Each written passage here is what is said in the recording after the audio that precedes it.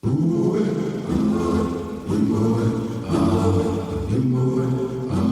the royal baggage. My son is going on a trip. This trip is an excellent idea. 40 days of fornication. Simi, I have something else in mind. I intend to find my bride. Where will you find such a woman? In America. But where in New York can one find a woman suitable for a king? Queens. Oh, say, can you see I'm coming to America? Welcome to Now Playing's Coming to America retrospective series. Hey, escuta quem tem Ebola. Hosted by Arnie. Oh my goodness, it is you! I cannot believe it! Stuart. I must admit, your style is far into my kingdom, but is impressive. And Jacob. The three of you, three punches. You should change the name to the Three Punches. But be warned, this episode will contain detailed plot spoilers and strong language. Oh, that's too much. Now you stepped over the line. Now. Politically incorrect. We hope you enjoy the show. Tell me, Simi. Honestly, how do I look? I think it is time to find your queen.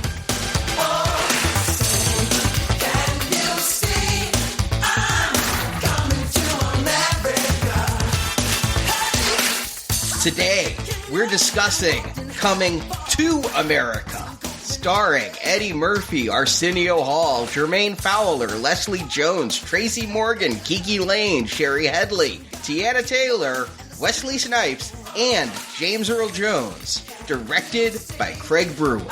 This is the Now Playing co-host who always uses his white voice, Arnie. And Stuart. And this is the co-host who is a whole slice of pumpkin pie, Jacob. So, we've reviewed another 48 Hours, now we're reviewing Coming to America, and it got me thinking, has Eddie Murphy ever succeeded in a sequel? Decided to look, he doesn't do very many sequels. That's because there's so many bombs. Is it because of all these ones in the 80s? I mean, I'm not counting Shrek, but in my opinion, the only good Shrek's the first Shrek anyway.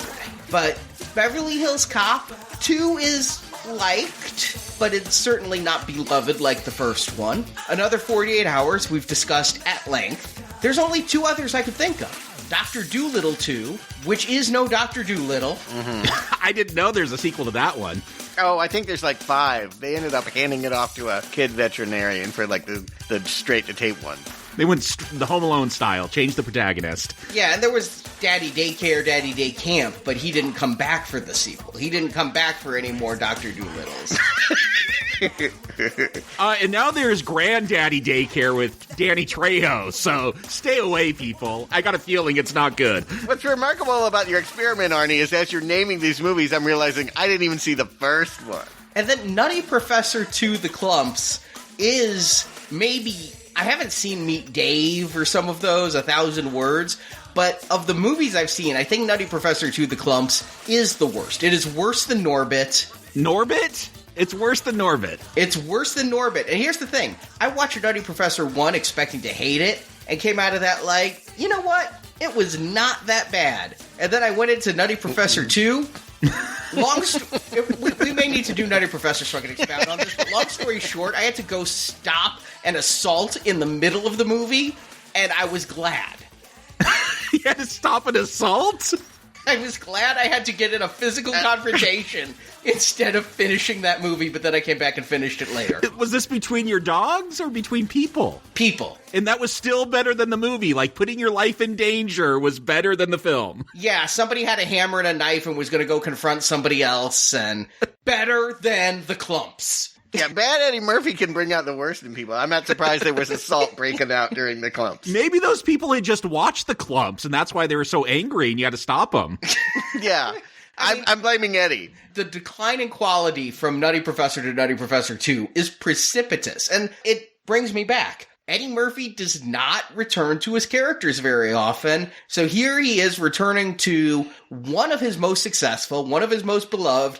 We talked last time, this movie's always on TV. This movie is a cultural touch point. I had a number of African-American listeners write in and say how much this movie really spoke to them and clicked with them, and that in African-American households, yes, people do dance around. I saw someone posted that on our Facebook. Yes, that's a cultural difference, I guess. In my family, we never just broke out into dance for each other. Especially like full-on shoulder shaking, I'm dressed up to go to the club dancing. But yeah, it was a big movie, and now 33 years later, he is returning to Zamunda, returning to Akeem. Can I rephrase what you said a different way? He's taken the last thing that people love that has been untarnished and risking doing that. He's risking the clumps with his last beloved classic. I mean, Trading Places, I guess, maybe it is a sequel to Trading Places. We've already discussed there's an in-universe connection to the old dudes. Somebody did post also on Facebook, and I liked this idea, does Akeem have like an identical cousin in America in Valentine? And like, could we have that movie with Eddie playing both roles, Akeem and Valentine meeting each other?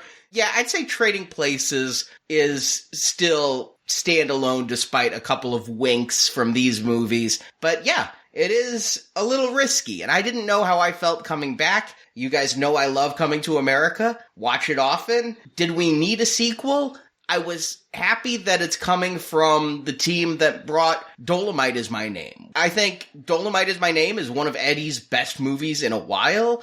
And so I thought if anyone could do it, let's see if Craig Brewer can do it. Yeah, they brought back the same director as Dolomite. We got, of course, Eddie Murphy back. Wesley Snipes is returning. He was great in Dolomite. Like that, the success of that, however you measure success now with Netflix, because that was a Netflix original. Is that what spawned this? Is that what got this one going? Even though this isn't Netflix, this is Amazon Prime. Well, I think he could have gotten Coming to America made any time in the last 33 years. Like that, anytime Eddie said, I'm ready for it, there would have been a money bomb. Even after Norbit, you think a studio would have said, let's do it. This movie, absolutely, they would sequelize for any whim of Eddie. Norbit was a hit, Jacob. Yeah. No, it wasn't. And I haven't seen it, but I can't imagine it's his worst. There are just so many. Okay, The Adventures of Pluto Nash. Would they give you Coming to America after that film? In fact, you go to Coming to America after The Adventures of Pluto Nash. Right, yeah, you're saying that he could be ruined with some of these movies, but when you make a movie like Coming to America, the original, people will let you do that again, no matter where you are in your career.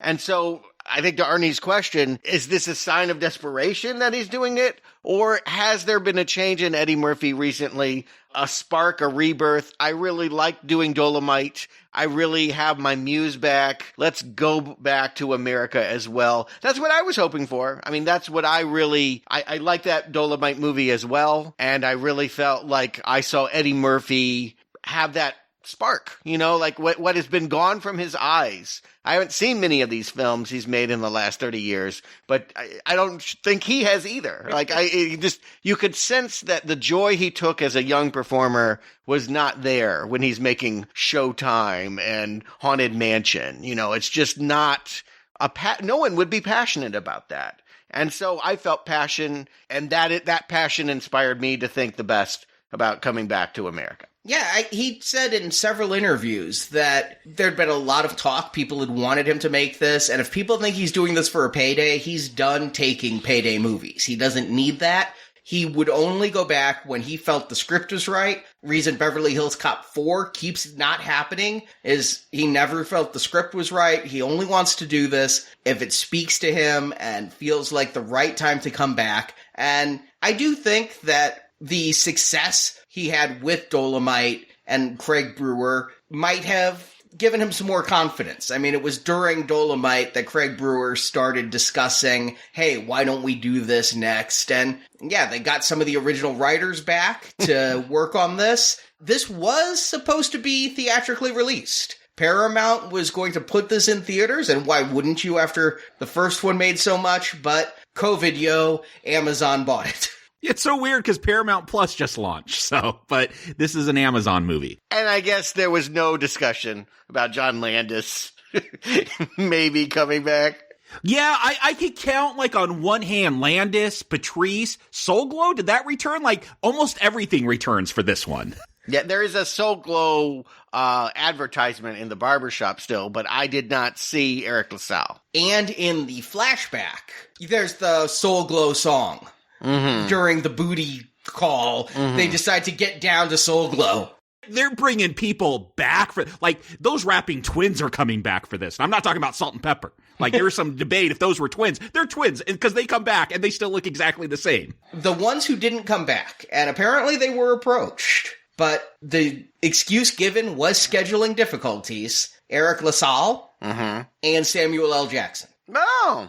Well, Sam, obviously. I was kind of sad to not see Sam make a return in here. I interviewed Sam Jackson once, and one of the things he said that will always stick with me is, look, I'm an African-American actor, lucky enough to be working in Hollywood. If somebody meets my pay, I'm going to show up. I don't care about the quality of the movie or the role if they meet the salary, which explains Snakes on a Plane, which is what I was interviewing him about.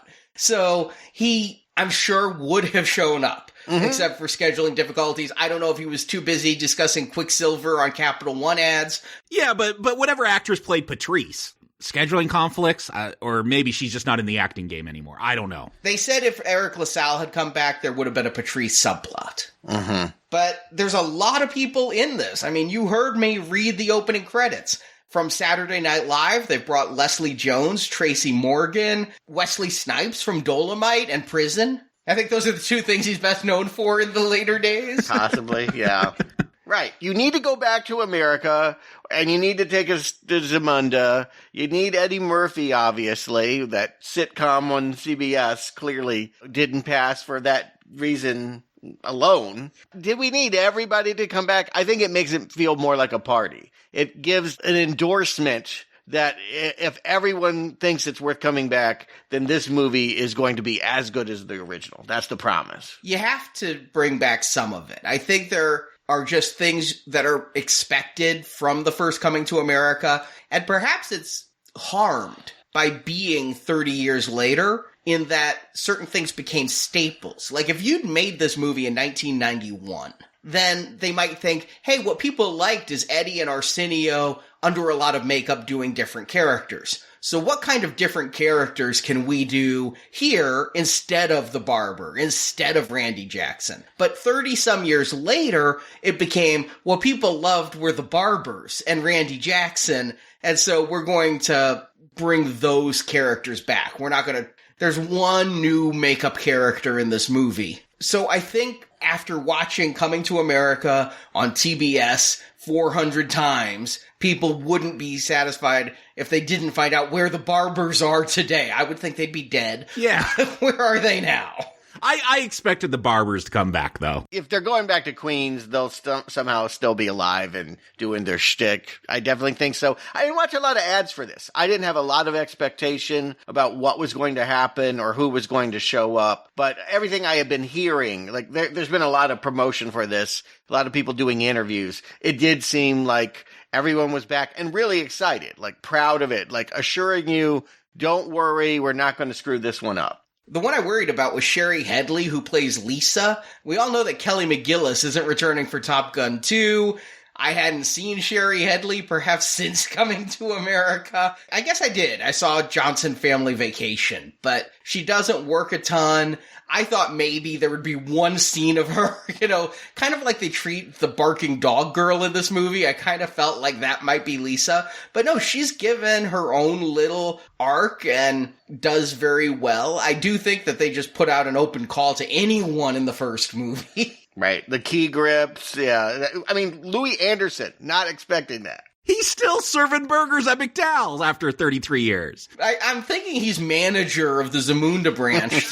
That's what I actually do agree. Yes, I do think he got a promotion finally. A little add-on to last week's show, though. I was watching a Today Show interview with Eddie Murphy, and he explained why Louis was in that film. I think I asked that. I'm like, why did Louis show up here? It's because Paramount said, we need one white person in this movie. Everybody is black. We need to at least have one white person. I wonder if they ever have those notes for white movies. Hey, we need a black person in here. We don't have any black people. Or like the Academy Awards. Today, they do. Yeah. All right, who's your African American? Who's your Hispanic? Who's your Middle Eastern? Absolutely, they do. Look at the cast of The Eternals if you want to see a rainbow coalition. But not back in 1988. No. And there are plenty of movies to demonstrate just that thing. But Eddie was thinking, who's a funny white guy I know? And as I hypothesized. He'd been doing some tours. He knew Louis. He thought Louis was funny. So he called up Louis and gave Louis a job as the one white person in all of Queens. So yeah, he came back as the one white person in all of Zamunda.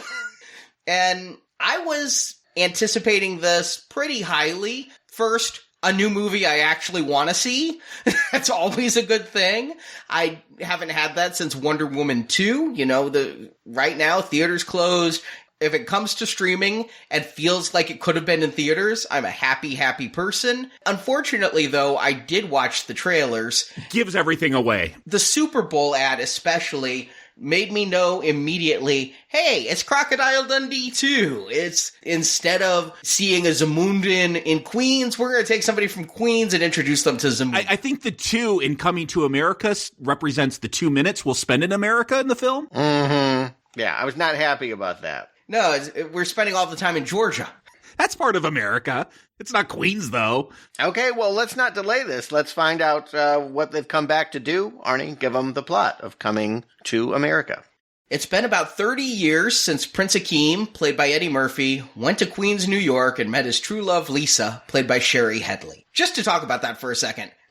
It's Akeem's son's 31st birthday, but it's also, within a couple days of that, Akeem and Lisa's 30th anniversary. Yeah. So how long passed between him being in Queens and Lisa showing up under that veil, surprisingly? Well, yeah, obviously a year.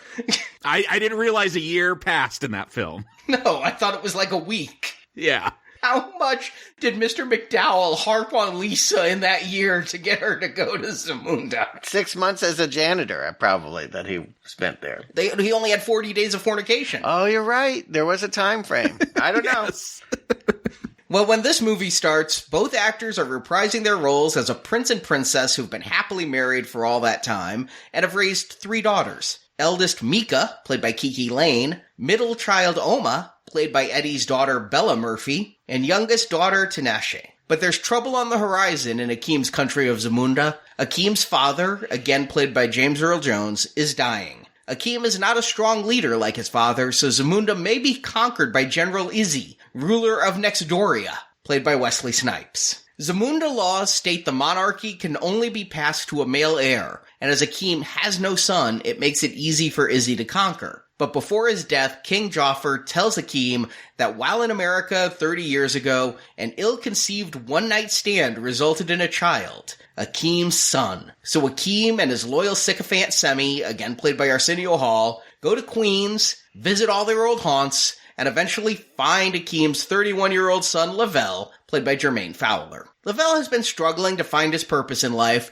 so when Akeem shows up with promises of wealth and ruling a wealthy nation, Lavelle is only too happy to go. But he brings along his mother Mary, played by Leslie Jones, causing some discomfort between Mary and Lisa. Lavelle has a hard time with Zamunda customs, and there are 3 tests he must pass if he's to be crowned prince. He has trouble, but gets help from 3 unlikely sources. First, Lavelle's biggest supporter is his royal barber Mirembe, who helps Lavelle feel more comfortable. Second, Lavelle brings to Zamunda his uncle Reem, played by Tracy Jordan, who helps coach the boy. Finally, Lavelle is aided by Princess Mika. She had initially resented Lavelle as she, Akeem's eldest daughter, wanted to become ruler of Zamunda, but she befriends Lavelle and helps him pass his trials. Now a proper prince, Akeem and General Izzy plan an alliance of kingdoms through marriage. Prince Lavelle will marry Izzy's passionate, voluptuous, and servile daughter, Bopoto. Lavelle feels played by this arranged marriage. Having fallen in love with his barber, Mirembe, Lavelle takes his mother, uncle, and Mirembe back to Queens, where he plans a quick marriage to Mirembe so he can avoid the arranged marriage.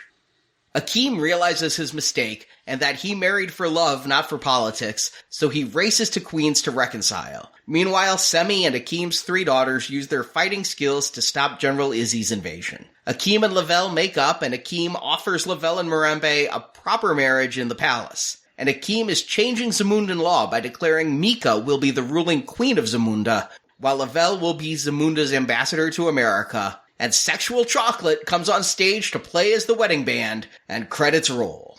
And as credits start, I found this really annoying. Like, we get this long zoom from the Paramount logo into the palace, kind of a callback from that first film.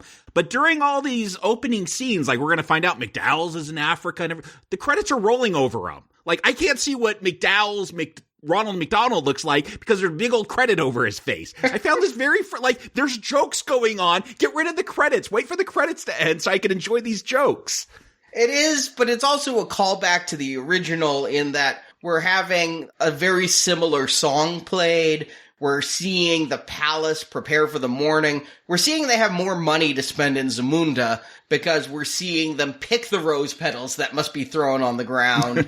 And, instead of having the three bathers wake up Akeem, we have the three daughters waking up Akeem. And instead of it being, oh, it is my birthday, it's, oh, it is our anniversary.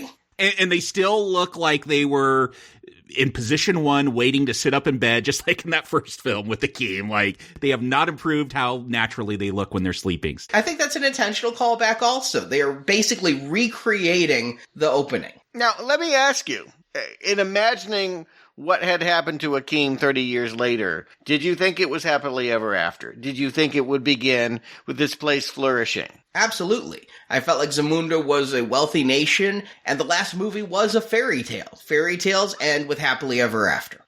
I agree that Fine Zamunda might be in a great state still 30 years later, but yeah, this was my second thing, Stuart, is Akeem. Like, what did he learn from that first film? Like, it's all about falling back into tradition, and that's never what he was about in that first film. So I was hoping I'd get better answers. Why did he fall back into just being this king that was going to follow? He's the king. He can just change the law. Well, I guess he's got to wait for his dad to die. But you know what I mean? Like, he was somewhat progressive, and now he's not anymore. Right. He rubbed against the grain as a young person and said, I'm not going to do what my father and what society expects. And yes, now we find him still a prince because somehow James Earl Jones is still around to do this bit. And I'm just going to say this. How is this not true to people? Hippies became yuppies. Gen Xers have become the lost generation from being riot girls to being forgotten between boomers and millennials. This, to me, feels very right. I remember I had a teacher who said, if you're young and vote Republican, you have no heart. If you're old and vote Democrat, you have no money. I agree, Arnie. People do change, and I find that fascinating. Like, how do you go from a peace-loving, free-love hippie to a Trump supporter? Fascinating. So I want to see that kind of thing. How do you go from someone that left everything, left all your money behind, your kingdom behind, to go find true love, and now you're like, I kind of like this money. I kind of like this tradition. Like, we're just going to stick with it. Again, this is a comedy. I'm not looking for deep psychology here, but I do kind of want to understand the character better than they're going to let us. The one thing I would say is that we get asked, what did he learn from going to America? It didn't seem like anything. He brought a little bit of Queens by putting the McDowell's franchise, by putting it in his backyard. And they have 1 million served, which is nothing compared to McDonald's, but probably a lot more than they ever did in Queens. I guess we're to see that he kept a little bit of American culture in his mind as he fell back into this tradition. And again, they're following the pacing. If you remember Akeem, we're skipping the bathing and the wipers, but Akeem then had breakfast, and here he's going to have an Impossible Burger, because those are a joke now. I got that, yeah. We got some fake meat that you could try, and no one likes it. Although this movie is pretty woke when it comes to meat, nobody's wearing lion pelts anymore. No, they're wearing the most loosely fitting outfits they can. I mean, I'm just going to go ahead and say it. Eddie is... Eddie's not wearing loose clothes at one point. He's wearing a very tight black t-shirt at the beginning, and oh boy. Like, again, I'm not one to talk, but this guy's a movie star that's going on a screen in front of millions of people. Like, people change, I guess, over 30 years. Eddie is very thick in ways that are very hard to disguise, though the costumers do try to do it. And what that signals to me early and often, and never changes throughout this movie, is Eddie Murphy's not trying in this film. Eddie Murphy didn't get in shape. Eddie doesn't want to be here. This isn't even going to be Eddie Murphy's movie. Eddie is the king sitting getting fat off of the royalties, and someone else will have to do the hard work because he ain't doing it. Are you saying Eddie is not on fleek anymore? I'm definitely saying the shock of this movie and these early scenes is I believed the hype that Eddie Murphy wanted to make this sequel, and it's not true. Maybe he just came off the set of Dolomite because he still got that Dolomite body. I think he did want to make this. Again, he's done a lot of promotion. He hasn't done promotion for movies in a long time. He seemed really excited about this. In the ads, yes. When I saw him give interviews, I believed it too, Arnie. Then you look at this movie, fat and like barely going to be in the film. Like, he did not care. He's a co-star, I agree. And it's not unwise to pass this story to a new generation. Really? You did not think this was going to be Eddie Murphy's movie? It's not a total shock to find out the story will be built around some son and he won't, care? No, Stuart, because we saw the Super Bowl trailer that spoiled everything. Exactly. Okay, you guys knew things I did not going into this. I am stunned that they hand this off to a nobody next generation. No, I absolutely knew that was going to be the story. I knew they discussed in the trailer that the oldest daughter wanted to be queen and was upset she can't because it can only be a boy, and this guy from Queens is going to come over. I'm like, I know how this is going to end. He's going to be a prince. They're going to let the girl be a queen, and we're going to be focusing on a new generation of romance. So the fact that we spend this opening with Eddie makes me happy, and I laugh out loud several times. I did laugh out loud at the very obvious, blatant Pepsi ad that's in this. McDowell's has Pepsi, and they have Egg McMuffins. We have Egg McStuffins. Egg McStuffin sounds good. Like, I'm imagining, some enclosed stuffed biscuit. They're McFlurbies later on. I want the toppings throughout the ice cream, not just on the bottom. So, McDowell's, you're 50-50 with me. No, McDowell's is better because the McFlurby machine actually fucking works. Only the one in Zamunda, though. You got to go all the way there to get a McFlurby. But then, honestly, my favorite character comes on screen. He stole Dolomite, and here Wesley Snipes as General Izzy is going to steal Coming to America. No, he's going to try to steal Coming to America, but he's also going to find out it has nothing to do with Eddie Murphy. Like that, again, the stunner is the trailer I saw, and now I'm wondering what I saw, told me that Eddie's going to get into some kind of African conflict with another nation run by Wesley Snipes, and that the war between them would be the comedy, and that, wow, how great it would be to see these two face off. Yes, he struts in here, and I am ready to bow. Wesley is awesome. Like, he has the only time that I laughed out loud in this movie, he has a bit where he's reading the child stories like The Bear and the Bunny and now go play with your grenades. I'm like, I love this guy. That it is not his movie, that he is not the force that is Eddie Murphy will be pushing back on, that it's not these two sparring with each other is of great disappointment. Every time Snipes comes dancing into a scene, which I love, I'm like, where's our 5-minute dance scene like that first Coming to America? Like, I complain about that one being too long, but every time Snipes shows up, I want more dance scenes. I want them to go longer. The fact that Wesley dances into the scene. They train with Dance Dance Revolution games. We see that in Nextoria. And shake weights. Yeah. Yes. I think that means that they're, 20 years behind because they're an impoverished nation? Yeah, shake weights is a dated joke, yeah. Yeah. They have our cast-offs, the old Dance Dance Revolution machines. They're just getting flat screen TVs. Yeah, I definitely think that was a undercurrent there. As Nextdoria has had to live off the hand-me-downs of this rich African nation, and that's why they're ready to go to war. And again, how rich, and that we've just had the Black Panther movie. We could spend all of it right here. What a great idea that goes completely squandered. But then we get James Earl Jones, and I found this out in some research. It's kind of a sad thing. James Earl Jones, due to his age, was not able to come to the set. He never was on set with Eddie or Arsenio or any of them. They green screened in all of this. A coffin with him standing in it? Yes. Knowing this before I watched it, pay attention. There's not a lot of two shots. Oh, I did notice that. Yeah, I can believe that. I guess I wondered why you would do that. You do this because he was in the first one, and if he's still alive to do a cameo, you keep him alive. But I think it's strange that Akeem has still remained a prince and is not in some ways, like, by this point, 33 years later, being like, Dad, why can't I have the throne? You know, like, that would be a tension, I would think. Don't you think Prince Charles feels that way? Exactly. The Queen will not die. Yes, I'll never get the throne. Oh, she won't die till he's dead. I'm convinced of that. Like, she's holding on to life to outlive him. Yeah. So I feel like, again, you could play with that if you're bringing back James Earl Jones. Otherwise, just don't have him alive. I don't know what you get out of having this moment where, yeah, he's clearly incapacitated, unable to get out of bed, and they're like, let's have a funeral while I'm still alive. Well, what you get is people love to watch James Earl Jones be a dying father. It happened in Star Wars. It happened in Lion King twice. Okay, so you could have had his cameo be just the voice of CNN, because that's the joke, is that when you watch CNN, he is the one doing that voiceover. Yeah, so this is CNN. I did laugh at that. But no, here we're seeing Akeem's rise to the throne. It took longer than expected, but he is dying.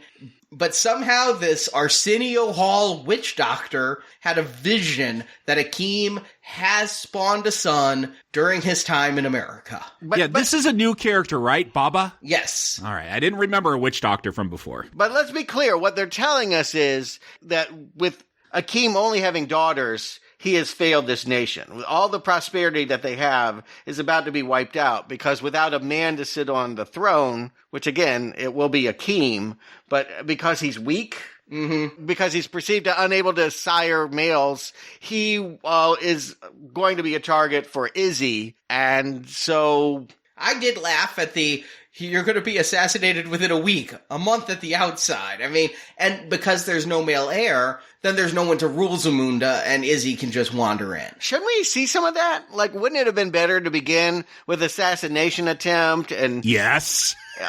Give Wesley more to do there? Yes. Like, oof. Wesley's my favorite part of this movie. Giving Wesley more to do, thumbs up.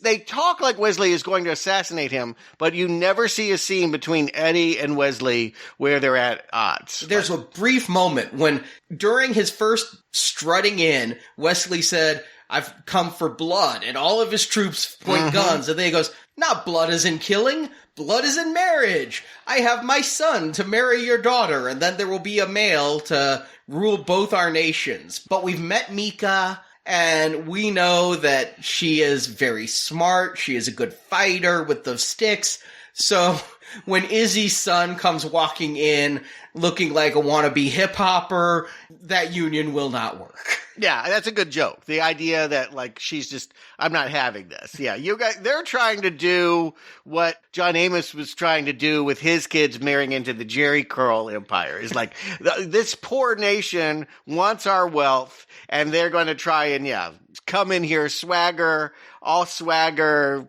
and nothing else to bring. She's not having it. She's smart, she's educated, and she cares about her culture. I like the fact that this is a stalemate. There's nothing that can happen between these countries until they either marry or kill each other off. But this is a moment for Eddie that I like, because we don't have Mika there saying no and being a stubborn daughter. We have Akeem knowing his daughter well enough to just be like, that is not happening with my daughter. She will not go with this. And that he's a good father. I think I'm like Akeem. I can tell you everything that's going to happen with his daughter, even if I didn't see that trailer. Like, right at the beginning, that you have the independent older daughter who wants to be queen. Like, we all know where this is going, so I'm kind of just bored. I hope there's good jokes. That's not a knock on the movie that I can predict the ending. That's what fairy tales are. It should be predictable that this will be about the daughter proving that you don't need a son. I get that, and I think that's very timely. Go for that. I no resentment. But to Jacob's point, so that, like, we're not worried about the plot. We just want to see the gags. And Arsenio, I'm guessing this is Arsenio as the witch doctor, Baba or whatever, coming in here. I think the joke is he had some vision and drew a sketch, and it looks like Will Smith. I'm like, oh, they think they're going to find this son in Queens that's going to be a superstar like Will Smith. Or did they get Will Smith? Like, I'm like, ooh, who could it be? Yeah, I did not see Will Smith in that picture, but Go look at it. I'm telling you. Will Smith's a little older than 31. It tells me that this son is going to be a huge disappointment. That everything that they have expectations on is going to be totally shattered when we come back to America and see who he really is. And boy, does that not happen. There's something said when he's finding out he has a son in Queens that doesn't ring true. I think they're trying to rewrite Akeem's backstory and Semi's. I think there's some continuity issues. Oh no, they have to totally retcon this because again, I knew that he was going to meet his son because I saw that trailer, but it's I was trying to think back to that first film. Well, when did he hook up with another woman? He never did. So I guess they got to introduce rape. He even says, the only woman I have lain with is Lisa. I don't think that's true. Remember the bathers? Yeah, well, depending on how you define sex. Yeah, yeah. I think he's saying they were just cleaning the royal penis. Yeah, right. But remember James Earl Jones? I just assumed you had sex with your bathers. I know I do. I mean, I figured that Akeem was not a virgin on his wedding night. But I do think it's right instinct to do a deep fake back to the original, to cut back to that original footage and then seamlessly, with the magic of digital technology, show young Arsenio and young Eddie hooking up with Leslie Jones. Yeah, was this B-roll, or I noticed sometimes it looks like they were shooting behind Semi or Akeem so they could have a younger actor there and they were blue screening stuff in, but it does feel like there's some composite stuff going in. They didn't de-age anyone, did they? Yeah, they de-aged. Oh. Arsenio is definitely de-aged when he's approaching the two women at the bar, and Eddie is definitely de-aged when they get back to the apartment. Leslie Jones is de-aged, but honestly, she's in her 50s, and she looks great for somebody that age. I don't think they had to de-age her very much. She didn't look all that incredibly different. But they did the Irishman trick. She looks youthful. I don't know if she looks great putting a candle up her dress and saying... I laughed out loud at that with you want some pumpkin pie? Yeah. She's wafting. Leslie Jones is ready to do comedy and to tell new jokes, and I feel like she is a force. She comes into this movie bringing their crude laughs, their clump laughs, but I definitely feel like she is trying to bring something to this party. If this was the clumps, Eddie would be in drag as Leslie Jones wafting up the dress. Yep.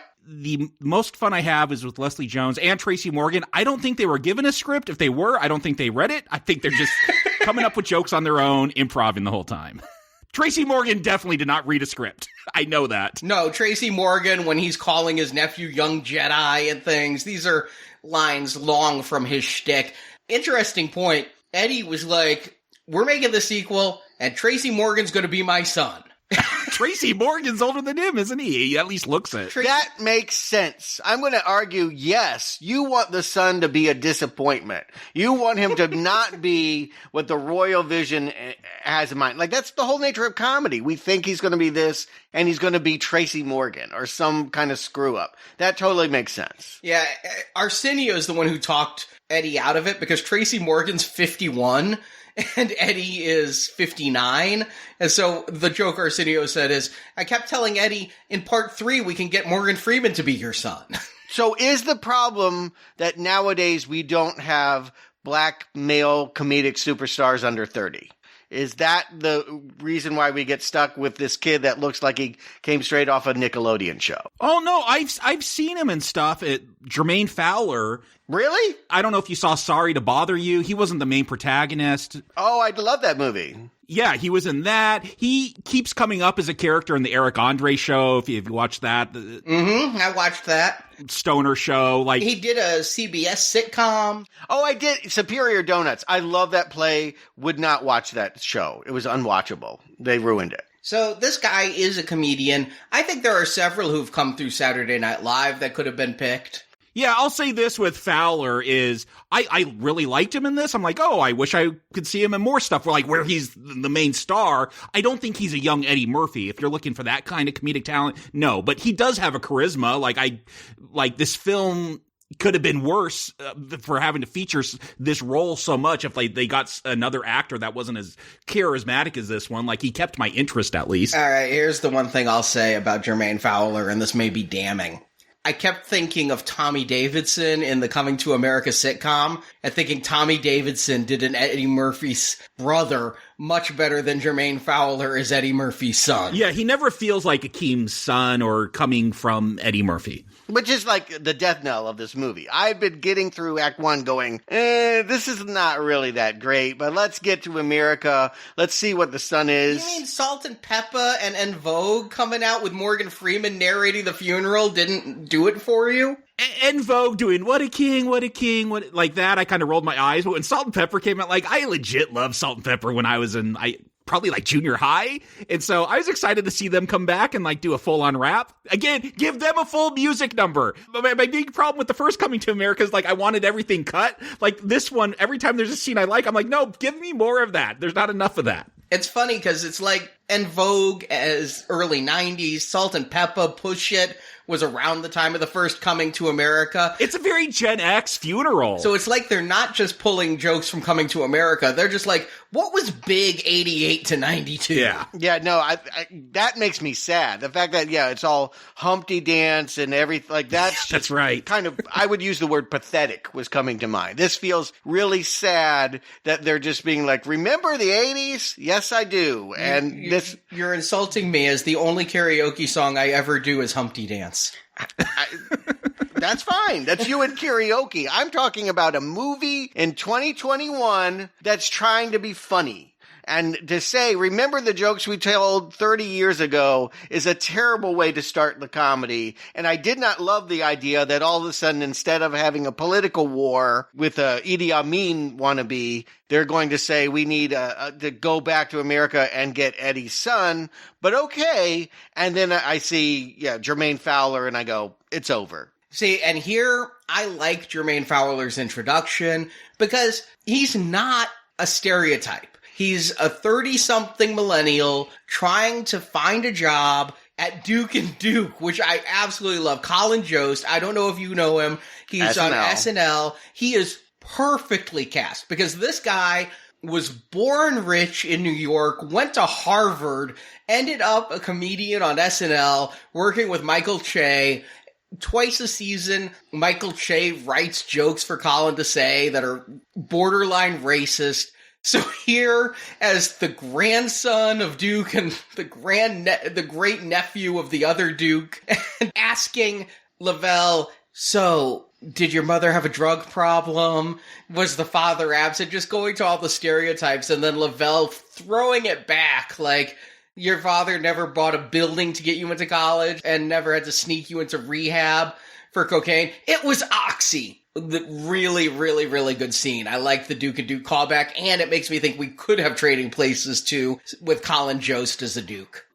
I mean, going back to Trading Places, is it wrong that I wanted the son to be a little more Valentine from Trading Places? I wanted him to be much more of a huckster. Like, I thought that would have been funny. And, the My Fair Lady thing, you got to refine this street guy out there. But no, it's like he seems pretty capable. He's just had some real life complications. Like his mom got laid off, so he had to drop out of college to help with the bills. Like, just real life stuff happened. Like, I don't think they really developed this character enough. For a comedy, usually comedy lies in the extremes.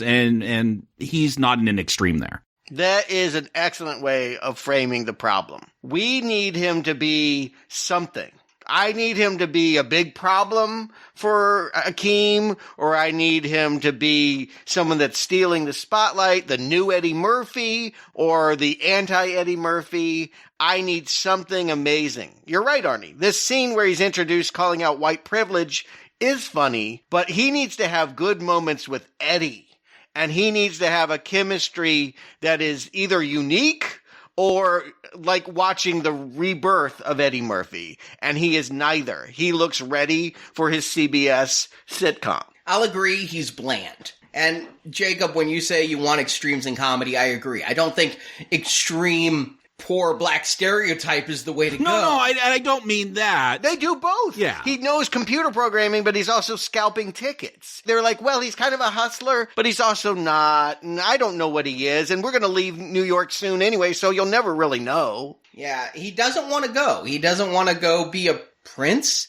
I was surprised because he goes with it pretty well. Akeem, to be on the streets of New York, puts back on his New York tourist getup with the same jacket and the same buttons. The same jokes is what you mean. I rolled my eye, like... Yeah, not the same spirit. Like, oh God, okay, they're really going to do that. Yeah, this is where I realized we're going back too far. They also went to the barbershop for absolutely no reason, but the barbershop happened to know Lavelle. Yeah, but I actually laughed at the barbershop when they're like, we don't be talking that kind of shit about hungry babies. Like, I found that funny. Like, the barbers got to laugh out of me this time. Listen, I was happy to see them. Again, I felt like you needed them. It's shorter, which is better. What I would have thought was funny is if some guy dressed like that walked up to you on the street, said, I am the king of Zamunda, and you are the prince. It's like an in-person Nigerian scam email, like you have just inherited.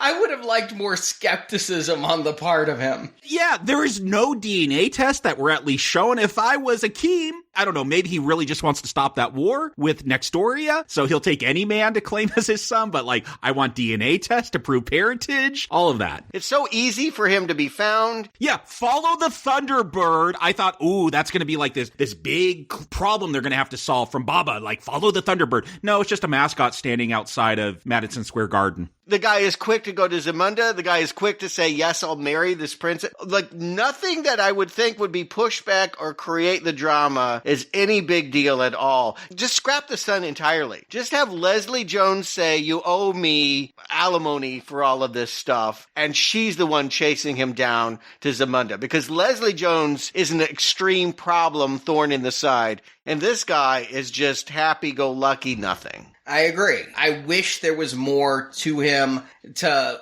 like or dislike, and you do get a lot more out of Leslie Jones, Mary, because she's like, when Lavelle is like, is this my father? I like it when Mary's like, he could be. Y'all know I was a hoe. Yeah, she's fun. I mean, like sometimes the jokes are obvious, but they don't have to be great jokes. She's just funny in and of itself. Her presence and what she brings, how she's going to create tension with Queen Lisa and all of that. She's a good problem to drag back to Zamunda.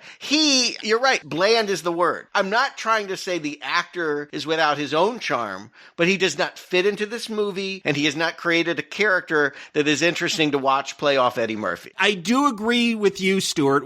This feels almost like, I didn't watch that TV pilot, but this is how I'm imagining it. Like, we're getting ready to pass it off, and this is just going to be a TV thing, and this is our new Eddie Murphy. I do feel that vibe throughout the film. The thing is, I have one problem with Lavelle.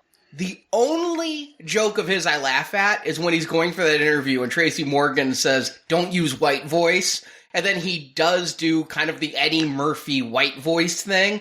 Only time I laugh, and this is a comedy. That's the thing is, Coming to America, I love because I laugh. And any scene that focuses on him and doesn't have Tracy Morgan, doesn't have Leslie Jones, I'm never laughing. Once in a while, I may think to myself, oh, that's kind of clever. But no laughs. The movie is short on laughing out loud moments, but there's some, but not with him.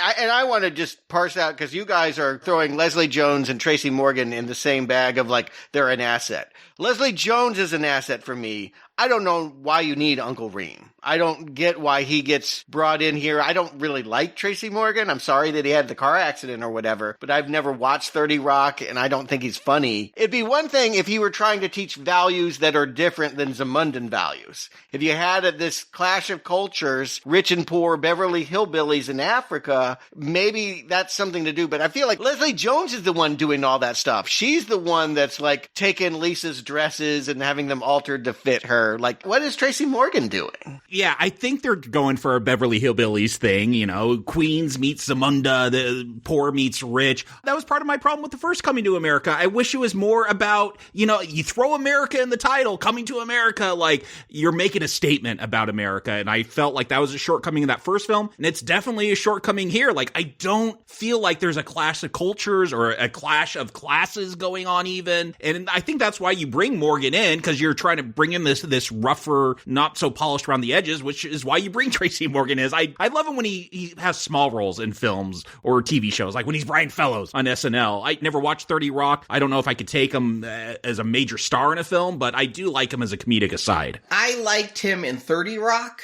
I love his stand-up. I've seen him live. He is funny. I liked him somewhat on SNL. I did not like Brian Fellow. I think he was one of those that got overexposed, like Kristen Wiig. I haven't liked him in a lot of stuff, though. He's always the same. God, cop-out. Jesus Christ, cop-out. But here, I like him. But you're right. He doesn't have enough class. He's here to be a foil for Semi. Oh, okay. I get the symmetry now, because Leslie Jones is having these great lines of like, why the mashed potatoes black? Oh, caviar's the name of my cousin. Like, uppity bitch say what? Yeah, you don't need Tracy Morgan jumping in on that. You need Tracy Morgan to do something else.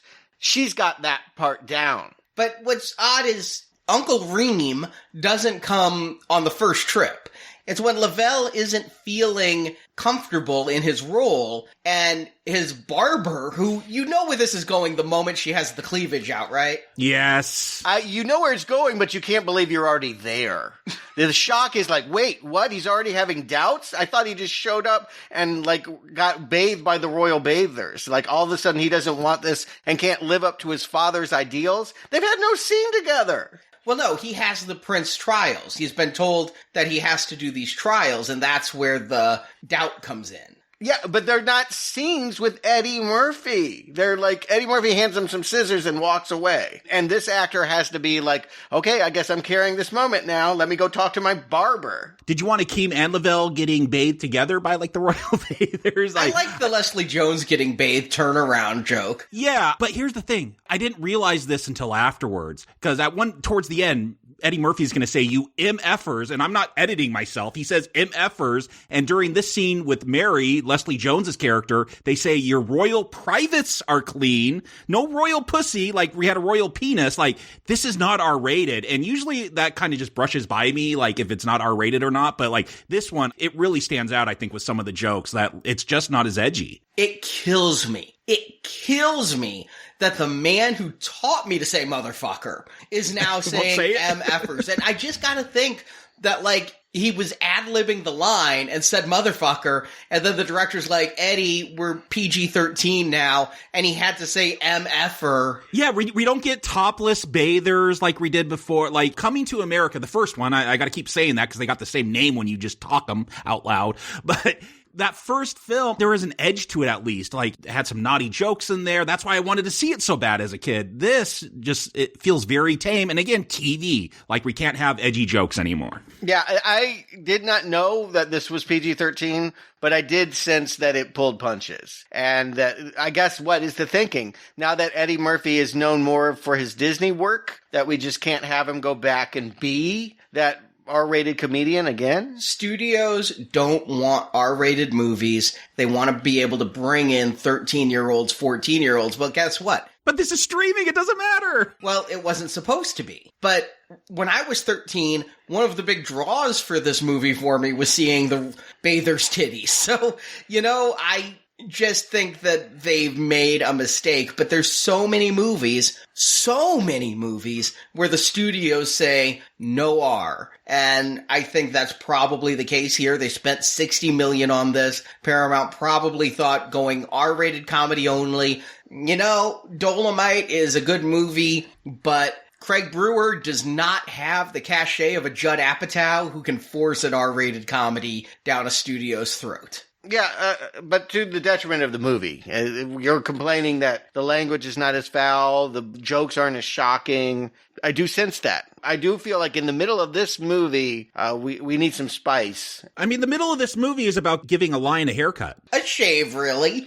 Trim his mustache. Yes, but more to the point, it's about Lavelle supposedly coming into his own as having confidence and being able to do something. And this romance that they get going with the royal barber, Marimbe, is unearned. You just didn't spend the time you needed to do. No, they just fall in love. Yeah, it's so frustrating that they just throw them in here. This movie's almost 2 hours long. You could definitely have given them the moment they needed to be as cute as Lisa and Akeem were in the first one, as what I was screaming for more in that original. Is like, we need even more romance and make cute. Like, these people have even less. Imagine if it was reversed, because we do have now queens coming to Zamunda. Imagine if it was Marimbe saying, when you think of hair trimmings, think of Mirembe, something like that, where she's attracted to him. The problem I have here in the middle is that it's almost like Lavelle has too much support. It's supposed to be the Beverly Hillbillies. You'd think there should be some resentment. I wish Oha was in this more. I would think Oha, he gets a good song again, but I would think Oha as King Jaffe Jofer's aide would be more bound to tradition. But for Lavelle, we've got the barber who's supporting him and saying, you know what, be yourself. Let's cut off this rat tail prince braid. Don't follow traditions. Don't be a prince of Zamunda, be a prince of Queens. Even though literally a minute before he's looking like Chadwick Boseman with the haircut and loving it and enjoying all of the spoils and riches, like suddenly he's dissatisfied with it, and it's all because of a lion whisker, right? Well, all three tests. He can't memorize the name of the kings. He can't get the kingly walk. But when she says be the prince from Queens is when he brings in his consigliere of Uncle Reem. Yeah, who helps him memorize his genealogy somehow. Like, if you're going to be a prince of Queens, all of a sudden you can remember all your parentage. But then the one with whom there was the most strife, and by the most I mean very little, is Princess Mika, who was upset because now there is a crown prince. He's the eldest son. I mean, no matter what monarchy you're in, the eldest becomes the ruler. So not only does she not want tradition to change, but even if tradition changed, she'd still just be a princess. But even she comes around to Lavelle and is like, all right, I'm going to help you get these whiskers. We're going to build this shark cage for the lion. And this whole thing is mystifying to me. Like, first of all, we're to believe that Akeem did this. There's no way that Akeem did this in the past. Like, show us the flashback. How would he have done this? I couldn't even imagine. I know that you're having a problem with Akeem cutting the whiskers, and that's because of how Eddie Murphy is playing Akeem here and how we're being told Akeem is weak. But let's not forget, in the first movie, Akeem was brave. He went up and told Sam Jackson, who had a shotgun, that he would thrash him. I believe that young Prince Akeem would walk up to a lion. I don't believe that this Prince Akeem ever walked up to a lion. I did love that Babar came back. I mean, if you're bringing everybody back, little baby Babar is now a big CGI elephant. Yeah, Georgia's got lots of CGI, wildebeest and elephants running all over it. Not bad CGI, though. Spent $60 million. Like, I never saw the Lion King CGI version, but, like, I rewound it a couple times to just verify that it was CGI. I thought it looked pretty good. I mean, my complaint is not with the CGI. My complaint is that, okay, so you're making it all about this test of bravery, and all of this life, this kid has been undervalued, and people like the guy at the Duke and Duke have overlooked him. He's going to bring his ticket scalping skills into, like, turning the bamboo into Friskies coated. He's like, this is the bait and switch from sales. And, like, we never got to see him do sales, except, I guess, try to scalp a ticket. Yes. Technically, I guess that's sales, but... How is putting Friskies on bars, like, ticket selling? I don't get it. Wait, no, here's the bigger problem. This is going to set up how they resolve Izzy, right? Like, here you have a conflict with someone who wants to kill you. Like, this is bait and switch. Like, they're going to set something up for the end. Nope. Like, we're just going to have a stick fight at the end. No. I mean, we all know that Izzy has to be taken down by the girls, like, because he is so macho. I get that, but... You have a major conflict, like this is going to set up how the ending gets resolved somehow. Maybe it is a bait and switch with the girls because the other daughters end up showing up for that fight. Maybe that was the plan. I don't know, but you don't have a big scene like this without it setting up something for the end. Did you guys watch the deleted scenes at the end? The bloopers? Yeah, the bloopers. Oh, yes. Yeah, the bloopers during the credits, yes. Where, like, Lavelle is doing, I got the whiskers. And he's like, that's my thing. That's the ice cream. I didn't catch that you got something I didn't out of that. Yeah, remember, I got your ice cream from Delirious, and so apparently Lavelle just did I got the whiskers. You're explaining something that didn't make a lot of sense to me. Okay. Takes an Eddie Murphy fan to get this. But if you're an Eddie Murphy fan, Arnie, are you happy about Lavelle and the whiskers? And where is your star? Are you happy about this? I'm not unhappy with the amount of Eddie Murphy participation. Okay. I think he is back in the character. I feel like they've rewritten the character a lot, but I feel like he is Akeem, and I feel like Sherry Headley is Lisa. I like when the few scenes we get with John Amos as Mr. McDowell. I mean, I'm feeling they're back, but I came in knowing, all right, this is what hit me after I watched it. This is The Force Awakens, right? This is Zamunda Awakens, where you've got the old people here to add some continuity, but we're really focusing on Rey and Finn and Poe. I've got similar notes. I would agree. See, and that baffles me because I can't imagine a Coming to America 3 where Eddie Murphy's not in it. Can you imagine if it's all about Mika and Lavelle running the kingdom? No. I could if this was super funny, specifically those characters, and I'm like, yeah, I don't need Eddie Murphy. These guys are just making me laugh out loud throughout the film without him. Right. Where would you put that? You'd put it on Disney Channel. I mean, this is like not up to the level of what Coming to America needed to be. Oh, come on. Disney's not going to have a ceremonial circumcision scene. That was funny. I really did think that. Yeah, I laughed at during that one when they pulled out Akeem's giant foreskin. Yeah, I kind of rolled my eyes at that one. And if that's Akeem's foreskin, God only knows what General Izzy has as the most well-endowed man in Africa. But I liked that they played a joke on him. That like it was zucchini. When Baba cuts off what looks like the foreskin and then chews it, that was the riskiest joke of the whole thing. And then it turns out it was just zucchini. But, you know, that was a decent joke and a good other test of bravery. I like that they're hazing him a little. Yes, look, I get that people can find little moments of throwaway humor, but to your point that they are setting up a new generation to take over this franchise, I don't believe that. The same thing about The Force Awakens. Can you imagine Star Wars just starring Daisy Ridley? They always brought back Carrie Fisher and Mark Hamill and Billy Dee.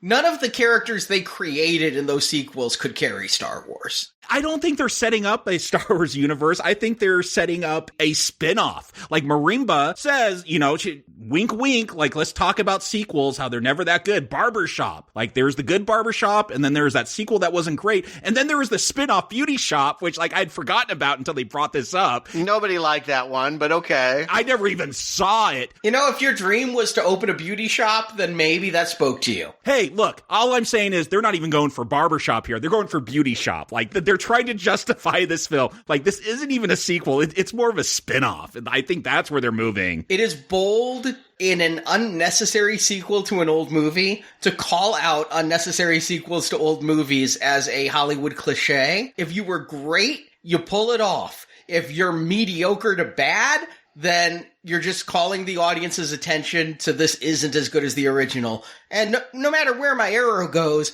let's be very clear. This doesn't hold a candle to the original. You took the words right out of my mouth. If this was, again, if I was on the floor laughing, I would go, yes, you got this little wink, wink, nod, nod joke here right. Instead, you're just confirming my suspicions that, yes, this is not funny. This is just an unneeded sequel that I shouldn't be watching. Right. But what they've also told you, and I think that this is third wave feminism that would speak to a new generation that isn't going to go back to Coming to America. Franchises thrive when the female characters are allowed to take the lead. As Deep Blue Sea 3 and Black Christmas 2019. Yeah, Beauty Shop is not your argument for that. Ghostbusters 2016, they all prove. Leslie Jones, too. Yeah, that it definitely thrives and audiences are super happy when the boys are kicked out and the women take over. But yeah, here it is drawing attention, and I think the romance happens too fast when they're suddenly kissing. There's so many characters in this that they're trying to pay service to that nobody gets a plot line that doesn't feel rushed. We want more General Izzy, and yet we want Lavelle to be better, and if Lavelle was better, then we want more of that romance. And we want more of Reem and Semi, because we get a few moments of, like, fights between them.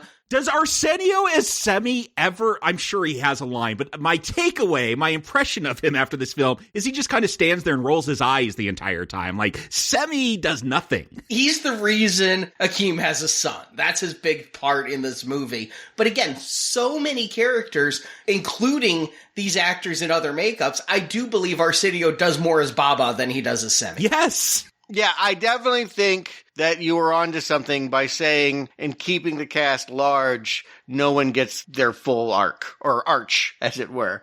Depending on McDowell's or McDonald's you want to take on this, you have to be brave. It's ironic this movie's arguing that you need to be brave and take chances. You needed to cut some of this background, the stuff that isn't, maybe it is funny, maybe it is a good callback, but it's not helping this story to flourish on its own. You don't need to have a royal circumcision. You need to cut Simi out and Tracy Morgan and the characters that just don't have a place here. No, you give them something to do, but there's too many.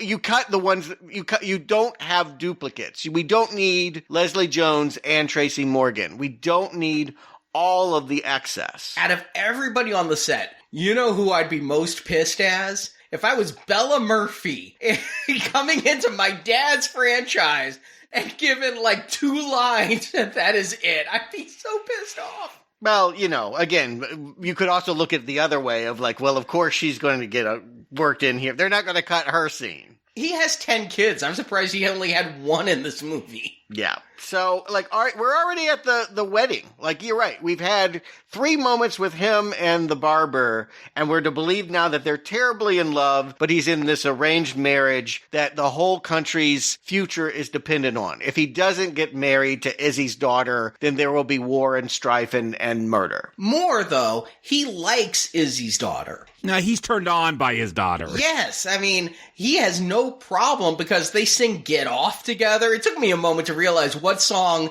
are they singing, but then... More 90s callbacks. Yeah, a Prince song from 1990. Yeah, but I did like Lavelle's rap into it, and I do think Lavelle would have been mostly satisfied. He is not Akeem. That we replay with Lavelle and Bopoto what movie do you like? Whatever you like.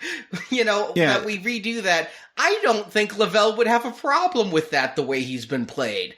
But no, he is attracted to the barber who has dreams of owning a shop and has her own taste in movies. I thought there would be a joke because we see that Imani, because he said bark like a dog and hop on 1 foot, he never told her to stop, so she is still barking like a dog and hopping on 1 foot. Does she still think she has a chance of marrying him? Is that why she's still doing this? But at one point, Lavelle tells to Bopopo, stay here. Don't leave this spot. I thought like it would be a callback after the credits. We'd go back and she is still standing there, but we don't even get that joke.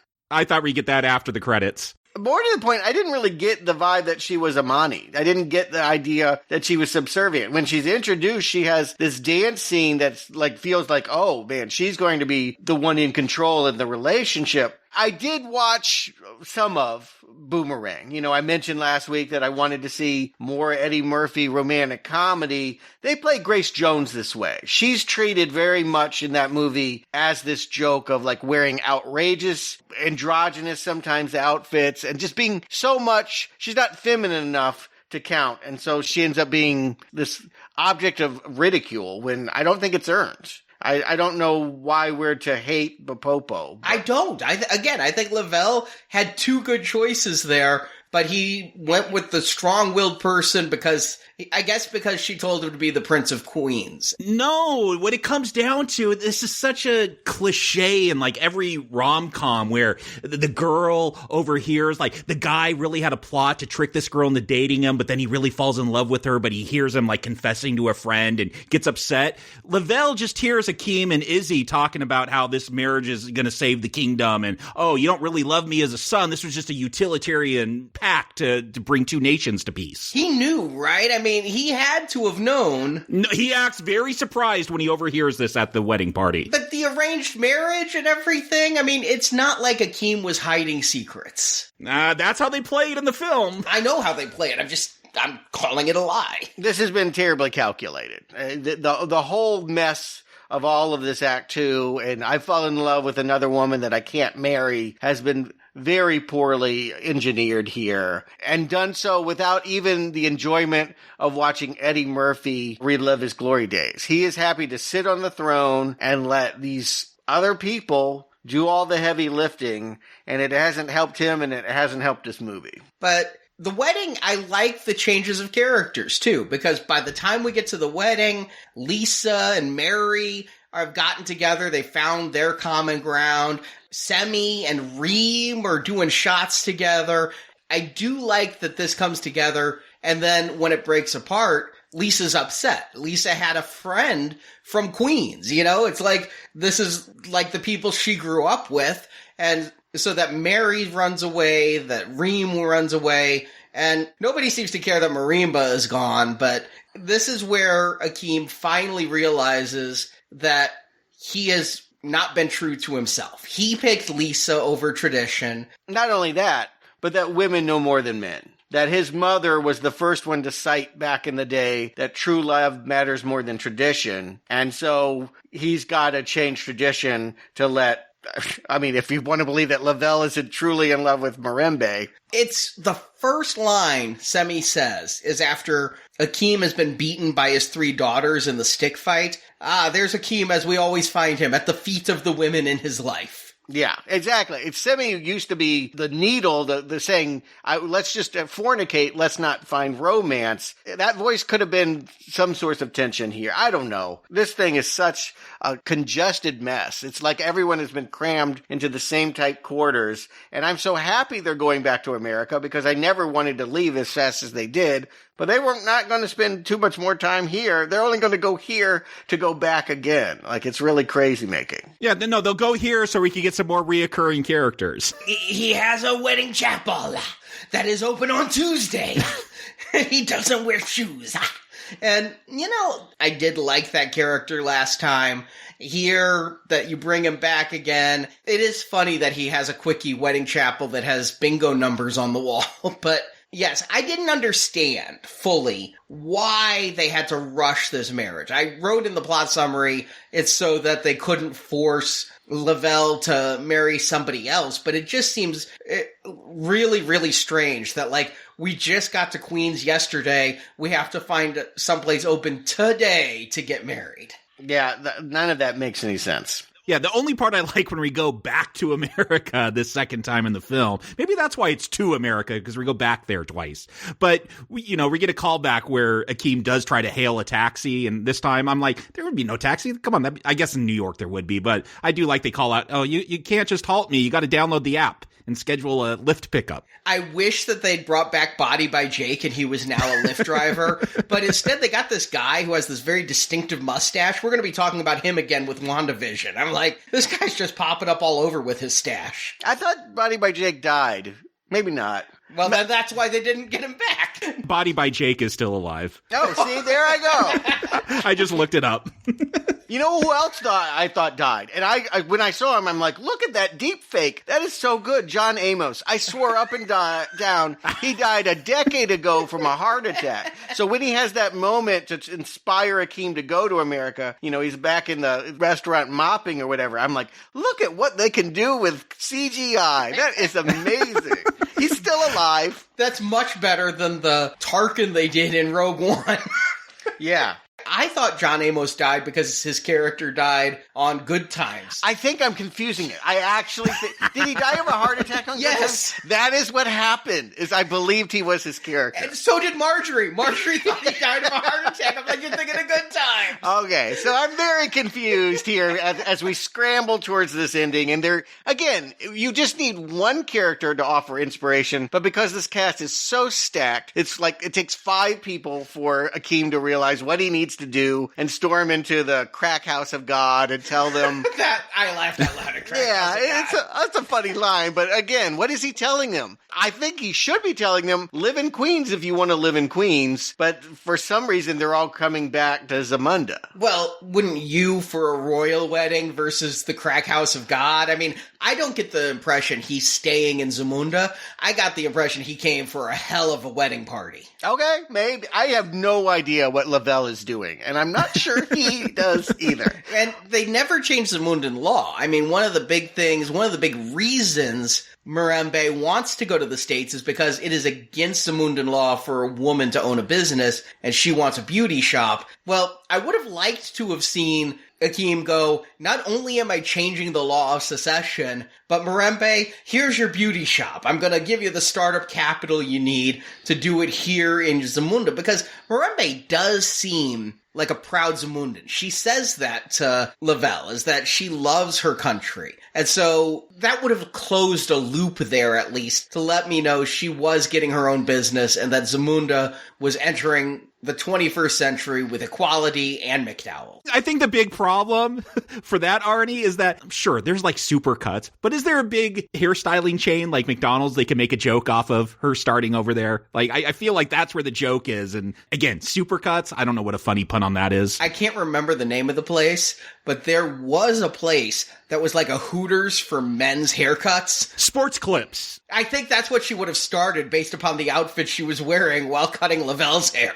I think that's just how you have to dress if you're a female and work for the king. But here's the problem, Arnie. As you already said, like, we've got too many characters. We could close that loop with Mirembe, but they've also got Mika. And Mika's the one that we should care about because she is the proud Zamundan who will never get to lead. And she gets, I'm sorry, Wesley Snipes might get the best jokes, might be the most fun to watch in this, but he's in the worst scene when they have to have this very poorly choreographed fight scene with sticks between Mika and then the other kids jump in and Semi jumps in. How long do you think Arsenio trained? Maybe 10, 20 minutes? That far? I figured they just pasted his face on a stunt double. Yeah, I was just going to say they put CGI'd his face on a stunt person. It certainly wasn't Eddie who got flipped by his daughter earlier, unless that flip, oh, he lost 50 pounds. He lands, oh, it's back. I mean, Nutty Professor, maybe there was some flubber involved too, but...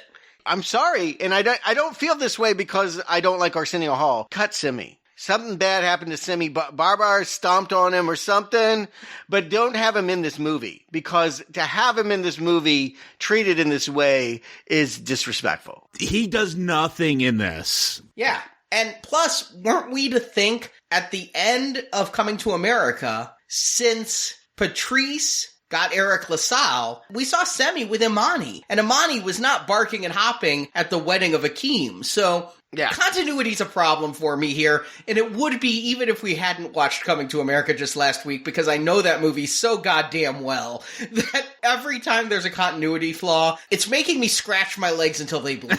Continuity, particularly in something like a comedy where, you know, you just throw bits at the wall and whether they make sense or not has never been the question. I'm just shocked that I knew it was coming that girl power would rule the day and Zamunda would be saving from its chauvinism, but I can't believe this is the fight. I can't believe that what I just saw with the kids and the sticks, that was it. I kept waiting for them to come back and then have the fight and to realize that it's never coming. Where are the kids with the grenades? Yeah. Yeah, we know Izzy runs an army. Like, is this how military coups work? Just a general walks in if he fights you in hand-to-hand combat and wins? Like, he gets the country? Like, what is this coup attempt? Is it? Let me just hypothesize something here. It's really hard to make a joke with people being machine gunned down.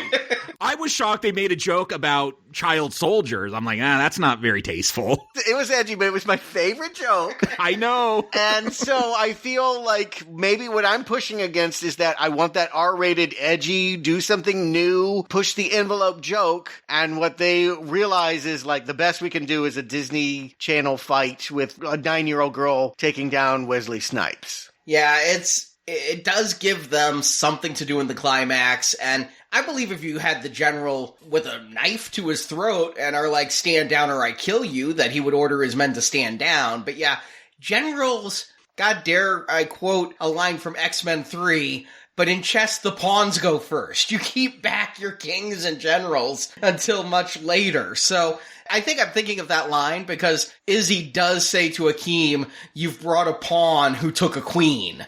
So you might also be thinking of X-Men 3 because that's another movie where there's too many goddamn characters and you needed to cut half of them.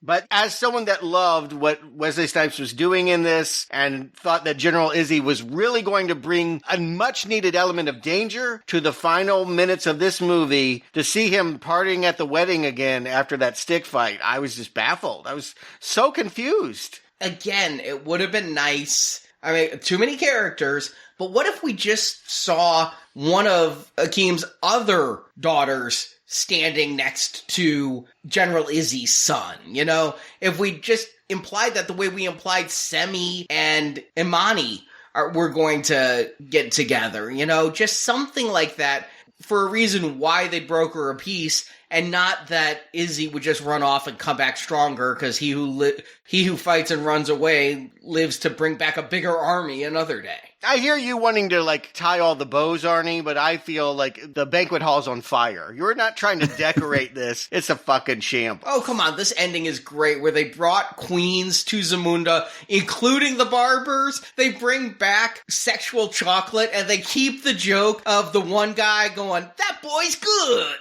I mean, this would have been a great SNL skit as a callback to Coming to America. Like, here we are 30 years later, and we're at this wedding, and haha. I get why they're doing it with this end wedding scene and sexual chocolates back. We're getting a full musical note. Like, this is stuff, I guess, people who love Coming to America love this. It's a little much to bring back sexual chocolate, but I do like We Are Family, I Got Sexual Chocolate with Me. I'd rather have him any day than John Legend. I'll go with that. Yeah, why does John Legend show up during the credits? I have no idea why he thinks he's funny performing Queen to Be. I just thought he was a fan, and Queen to Be is a funny song in the last one. I was so confused. I'm like, did he do this song? Like, did I miss it during the film? And they're just doing a callback to him recording it? I think he does. When they do have the Nile Rodgers theme song from the original, I think he's covering it. So John Legend is, I guess, some kind of star. I've never liked him. He's very bland. But he makes it perfect. He could write Lavelle's theme. But I feel like I don't get what joke you're telling when, it does just feel like Eddie being gracious and letting another fanboy come in and say, I want to be a part of the movie too. It does, but it's not obtrusive because it's credits music. I was wondering if they'd keep the line totally free of infection, and they do. If only they had kept the movie free of infection. But did they? Jacob, Stewart, I think I know the answers, but do you recommend Coming to America? Jacob. Maybe I'll surprise you a little bit, because I know I've been really harsh on this, but when I watched it, my expectations were tempered because I had seen that trailer. So I'm like, okay, I know what I'm getting into. I know what this is going to be. And the fact that I just watched the original Coming to America to do that review and realizing, this isn't like the laugh fest that I thought it was. And look, people, that's one of our jobs here on Now Playing. Like, we're going to review 2001. Arnie's going to take down Kubrick. Like, that's just, we go after sacred cows sometimes. We've all done it. We've all done it together. Sorry, Mask of the Phantasm fan. Not really. Sorry, not sorry. I'm just saying, sorry, none of us saw that sacred cow as sacred. And so, like, as I was watching this, I had a lot of problems with it, but then I'm like, that first one, though, wasn't the great film that I had remembered it being. It had a lot of problems, too. And so watching this, again, there was times I enjoyed it, but I did think back about what we're getting a lot of lately with, like, these reunions. And Arnie, you mentioned Star Wars. Yeah, I thought about that, but I thought of some that were more on this level, like Bill and Ted Face the Music. I'm not talking about whether I like it or not. Just good comparative. Bill and Ted Face the Music. Like, when I watched that, I love that film. But it feels smaller scale. Like, it feels like it could have almost been a TV show, maybe because it was shot as COVID was going around, but it feels like a lot of green screen. This one feels small too, but I really went back to, because I just started watching it, and I just finished season 2 of Cobra Kai, which is, let's go back to something 30 years old and pick up with the characters, and we're going to bring all those characters back. In this film, I was more surprised about who didn't show up than who does show up in this film. Like, the fact that we get a fourth wall breaking stare at the camera, that's going to get a call back in this one. Like, we are going to call back all the characters, all the moments. And the thing with Cobra Kai, like, that first season, I was into it. Like, it felt fun, like, catching up with Johnny and kind of recontextualizing that first film where maybe he was the victim of Daniel LaRusso. Like, there were some interesting things there, but we're just getting ready to start season 3 as a family, and we're kind of just watching it because it's not great, but it's like something to watch while we're eating dinner.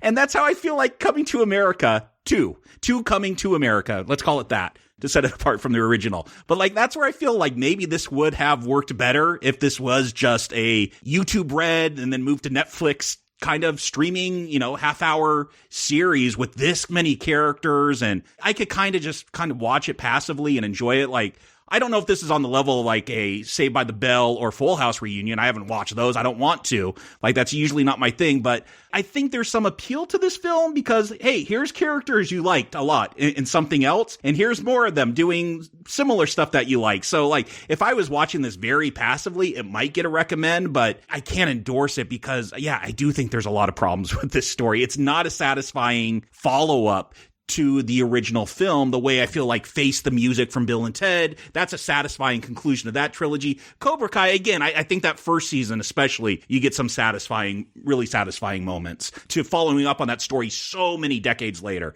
This one, I don't know if it's better off for being so much further down the line, 31 years later after that first film. I think if you're a super hardcore fan, and I guess we'll find this out when we get to you, Arnie, but I feel like there might be something enjoyable there. Again, just watching this passively, I'm like, oh yeah, if this was a half-hour installment of a TV show, I could probably get into this. But as a film, it's a convoluted mess, and it's just not very satisfying. Again, this is not where I imagined Akeem being, just a passive, still prince, and even when he's king, still passive. Like, none of that I found satisfying here. So again, we'll wait till we get to you, Arnie, for the super fan. I think there might be some appeal for super fans of Coming to America, but for me, after watching that first one and going, that wasn't the greatest thing, and this one is definitely doesn't stand up to that, even though I enjoyed some of the callbacks, I'm going to give it a mild not recommend.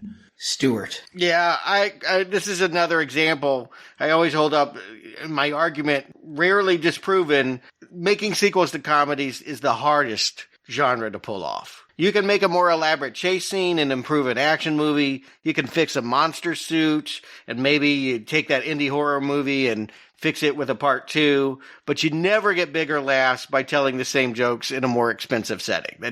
That never works. And it is exceedingly rare when I feel like you have a good comedy followed by a good comedy sequel. And so my comparison is, I think what I heard you say, Jacob, is that there's some people that are going to have a good time. Yeah, because this is a high school reunion. And some people like that. Some people want to get back, and all they want to talk about is the glory days. And remember when I made the football, touchdown at homecoming and all of that? You had to reach for the word touchdown. Yeah. Clearly you can tell I'm not the one reliving those days. No, I tend to look at those things as very pathetic, like, why haven't you moved on? You're now fat, bald, a plumber addicted to opiates on your third divorce. You are not a quarterback anymore, which kind of sounds like an Eddie Murphy. Like, he would have enjoyed playing that under latex, I would have thought. The biggest surprise of Coming to America for me is how little Eddie wants to join in. I really believed after Dolomite that he was ready to show us who he had evolved into. That, he has a line to his daughter of saying, forgive an old fool. I'm ready to. I get it. I will let go of the Pluto Nashes, the Showtimes, the Meet Daves, the homophobic jokes that don't play anymore, all the paternity claims you don't honor, all your mistakes and misgivings. I get it. You've evolved, you've grown, you've lived a life, you've made errors, and now you want to show us the seasoned entertainer you become? Where is that guy? Where is Eddie Murphy? I felt like his wife from the sketch. Give me half Eddie. Give me a fourth of Eddie. Give me a microcosm, like a molecule of Eddie. I want some Eddie in goddamn Coming to America, and he does not want to be there. He has passed everything off to this poor actor who is very ill-fitted to be in this role. Jermaine Fowler may work in some other venue, but is he the second coming of Eddie Murphy? Nah. Not recommend. Yeah, they bring that joke back at the end, too. But at least they don't say it as annoying as Lisa did last time. Here's the thing that I feel. You keep saying Eddie doesn't want to be here. I think Eddie is letting the writers and the next generation take the reins. But when Eddie is on screen, and I agree with you, it's not long. But I feel I'm getting an old Eddie performance. I feel like he's as good in this movie as he was in the last one. Not as funny, because he's not given the material, but he is trying to be Akeem. I mean, you're right. There was a period of Eddie Murphy movies, and this is when I stopped watching Eddie Murphy movies, where he was basically Bruce Willising it. Mm-hmm. You know, he was showing up, he was reading lines, he was doing his old shtick, and he never looked as grumpy as Bruce Willis. Bruce Willis looks like he sat on a stick and he needs to see a proctologist. And you don't think he's doing that here? No, I feel like in Dolomite and this, I don't think he's tried since Dreamgirls because he got pissed he didn't win that Oscar. I agree. That was a moment where he could have become that seasoned, I'm ready for my next phase. Oh, fuck you all. Yes. I'm going back to Disney and I'm going to phone it in. But I feel like with Dolomite, he got back into it and he did a character. Dolomite, yes. This, no. I feel like here he is back as Akeem. I never question Akeem. I never question his involvement. I never feel like he's thinking about the next phone call or the next project and calling his agents and just doing it for a payday. I feel he's here. So I disagree with your ending there. And I think Arsenio's just happy to be in a movie again. I feel he's really present, but given nothing to do. My problem with this movie is the script. I've said it. It's overstuffed with characters. I understand that maybe as a prince, Akeem needs to have multiple children, but man, 2 of them are just underserved. One of them I don't think gets a single line. I don't know why they aren't all Eddie's kids. And why not have 10 kids and bring all of Eddie's kids there, but one actress who's going to be the princess who wants to be the queen? Although, seeing how long kings live in Zamunda, you're the Prince Charles. You're going to get, we'll make you queen, but I'm not going to die for 80 more years. But the script is a mess. Lavelle is no Akeem. He's not even a Lisa, if you're trying to go that route, where he's the American. Lisa had more going on, and she didn't have much going on. She worked at her dad's for reasons, but at least we had the whole Soul Glow, Eric LaSalle subplot that, what is Lavelle leaving behind? He had no friends, he had no girlfriend, he had no job, he didn't like scalping tickets for Uncle Reem, so my big problem comes down to a lack of a good script. And I think that Craig Brewer does what he can with this script. I think, the scenes are filmed for maximum comedy. I do laugh out loud when Lavelle is running from a lion and has to dive into that cage. I thought that was kind of funny. But it's a mess of a script that relies too much on callbacks, which would be great in 1981 when we didn't have cable and VCRs where we can watch Coming to America 3 times a week and not need a callback to a movie that's omnipresent on television.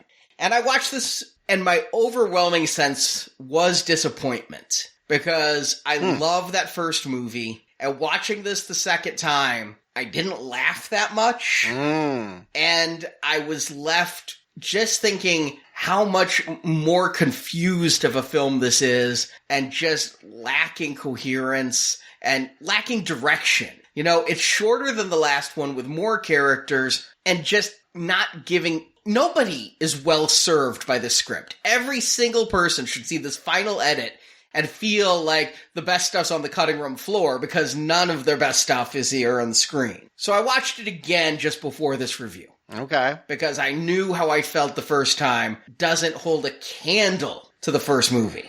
So as a super fan, disappointed. Very disappointed as a super fan. I'll admit, I wanted to have a live feed on you while you watched it, because I'm like, yes. I could see it going either way. I could see some people are going to love reliving the jokes, and some people are going to resent that they didn't bring enough to the party. You wouldn't have seen much. It's not like I had a great reaction video. You would have seen me taking a lot of notes and being pretty stoic with a few laugh out loud moments. I'm still in suspense. So second viewing, I detached myself and looked at this not as a sequel to Coming to America, but as a comedy movie. And as a comedy movie, it's got a really poor script and poor balance of characters. But I laughed more the second time because I didn't have the disappointment.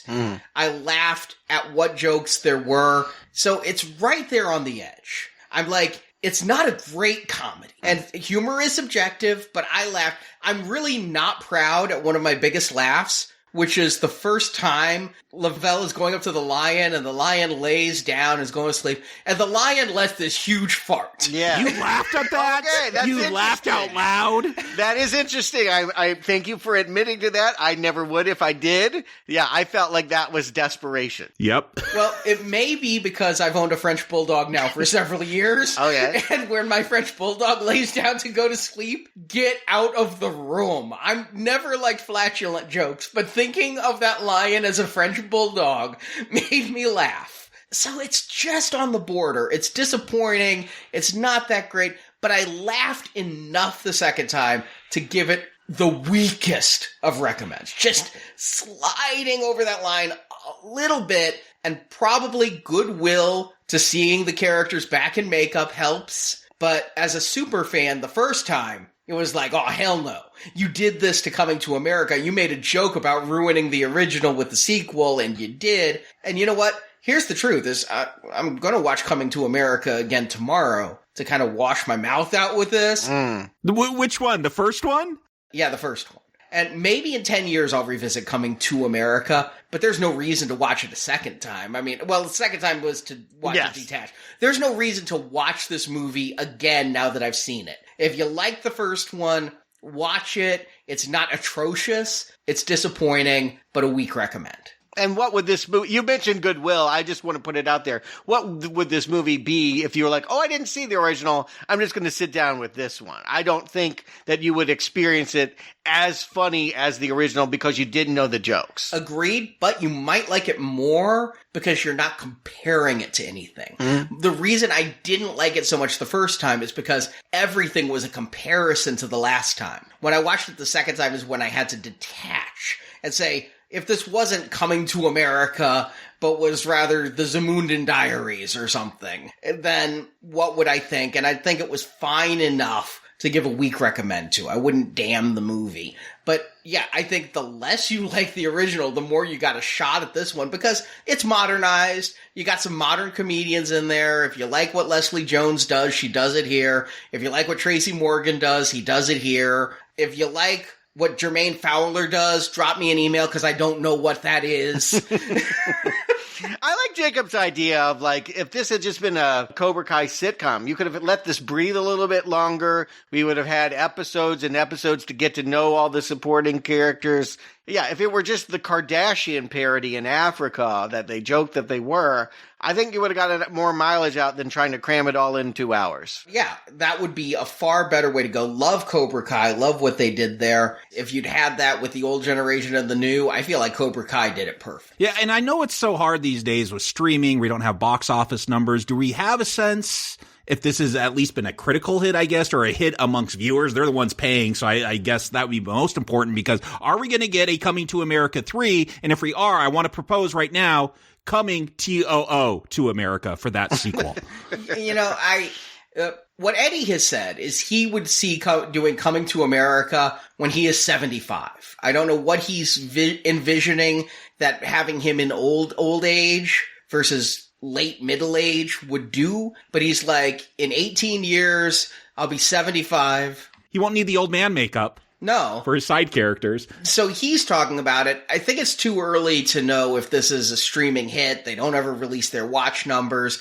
There are companies that define the metrics on this, and they take a while to do so. When we talk about WandaVision next week, we're going to have more about those kinds of metrics. But the critics have been very divided. It's sitting below a 50% on Rotten Tomatoes. So I think the critics are too harsh by damning it that much, but it's not a great movie. It's not like I can't see their points. You'd have to really love the original, I think, to forgive the problems here. I think that's really, it's dependent on how much you love the original and how much you're not going to hold against it, that they're just redoing it very lazily. Some of it worked for me, like, again, seeing Clint Smith back as Sweets dancing, and that boy's good. You know, I liked that callback, but yet Imani still barking, still hopping, I rolled my eyes at. So some of it worked, some of it didn't work. That's why it gets a weak recommend. I wish I loved it, though. I really do wish that Eddie could finally have a great sequel. But that said, this is probably his second best sequel of all time, below only Beverly Hills Cop 2. Yeah, we'll cover Beverly Hills Cop. We've already stated that the part 4 is in the works, and hopefully it'll be better than this. But who knows? Maybe he and Craig Brewer are going to cook it up and it'll be out in a few months. I couldn't begin to guess what's going to happen. The one thing that's interesting about Eddie Murphy that I would like to see happen, he's talked about, I saw a few interviews, he's talking about getting back on the road and doing stand-up again, which I think that might be the kind of revitalization that going back to an old franchise would never be for him. I would like to see old Eddie Murphy again. And it's my sadness and probably why I'm so hard on this movie that I didn't see it here. He did win an Emmy for finally going back to Saturday Night Live. His first Emmy. He should have won one way back when he was a regular player. But he went back to SNL and decided to tell jokes versus that 40th anniversary SNL reunion where he just went up there and was like, thanks, SNL. You know, again, I feel like he wants to get some of that old magic back. Yeah. And yeah, I think maybe it's time for Beverly Hills Cop 4. Or maybe it's time to go do some new routines, come up with some new ideas. Remember, he was touring with Raw, and that's when he came out with Coming to America. Maybe his next great movie exists when he's starting to have that creative energy again. But I feel like at Raw, and I've said this about comedians so many times, comedians are funny when they connect to the people. And when he was doing Raw, he was able to talk about, wow, I'm famous and I get so much pussy. And people were like, man, I wish I was famous. And he was surprised by the amount of pussy he was getting. Mm-hmm. And then he was talking about how now I have money, so I have to go find an African bush bitch. Yeah. And so now, I mean, you know when that 11th bowling alley breaks? Ain't that a bitch? I don't know what he can say. Well, he's going to go out and connect with people on the road, and maybe he can learn something about it. Maybe a reality series. Eddie, learns how people really are. I don't know. All I'm thinking is Gene Simmons' Family Jewels now. No. I'm not here to give him his advice. I'm not his agent. I guess I'll leave it at this. I'm not opposed to covering Eddie Murphy again. I just hope I see him inspired. I'll say this, though. I'm really glad this was Amazon Prime and not a theatrical release, because smaller screen, smaller expectations, smaller delivery. If I was in a theater with this, A, I wouldn't have had time to see it twice because I couldn't have watched it really early in the morning, and B, would it have played as well? You know, I just feel like I don't see a lot of comedies in theaters because I feel like I watch them at home, and I'm fine watching comedies at home. I want to see big spectacles on big screens. There's nothing about this that feels like a big screen experience. It feels made for television. And so I think you're right. Setting the modesty of that format is the right place to experience it. And not costing me a penny extra, because I pay for Amazon Prime for shipping, and if you happen to throw in some music and some TV, great, but you had me when all it was 2-day shipping. Well, meanwhile, this Friday, if Eddie has fallen, well, this Friday, Angel is fallen. Not Charlie's Angels, Gerard Butler. Yeah, who's Angel? We've been talking about Mike Banning. Yeah, apparently, what heights has he really scaled? I saw Phantom. I've seen a few of those other ones. 300? Yeah, I didn't like that movie. Maybe one day we'll cover it. But yes, we will see how loud it crashes when Gerard Butler comes down in his third incarnation of the Fallen series. And it's also a mini review of Greenland. So if you like last year's Greenland, then you want to hear this review. It's almost 2 reviews for one, which means 5 reviews in 4 podcasts for our Platinum donors. Normally we only do 3 at Platinum. 4 this time, ending this week. So if you want to hear the Platinum shows, head to nowplayingpodcast.com/donate. As of this Friday, the entire Platinum series is going to be available.